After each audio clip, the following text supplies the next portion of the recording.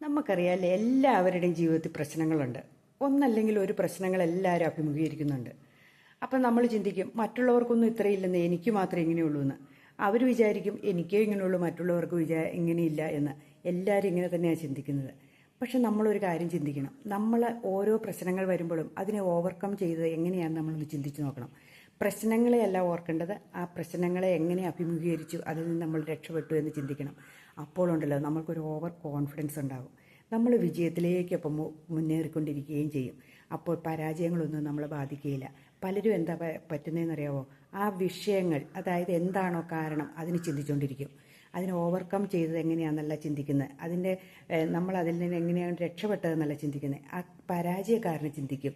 അത് നമ്മുടെ ജീവിതത്തിൽ വീണ്ടും പരാജയത്തിലേക്ക് കൊണ്ടെത്തിക്കുകയും ചെയ്യും. അതുകൊണ്ട് നിങ്ങളൊരു കാര്യം ചെയ്യണം, കഴിഞ്ഞു പോയ കാലങ്ങളിലെ കാരണങ്ങൾ നമ്മൾ അന്വേഷിക്കരുത്.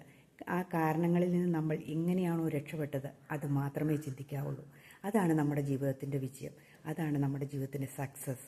അതിൽ കൂടെ നമ്മൾ മുന്നോട്ട് പോയിക്കൊണ്ടിരിക്കുക. അപ്പോൾ നമ്മുടെ ലക്ഷ്യത്തിലെത്തുകയും ചെയ്യും. സമാധാനവും സന്തോഷവും കണ്ടെത്തുക. ജീവിതത്തെ കുറച്ചൊക്കെ ആസ്വദിക്കാൻ ശ്രമിക്കുക. ഇത്ര മാത്രം മതി.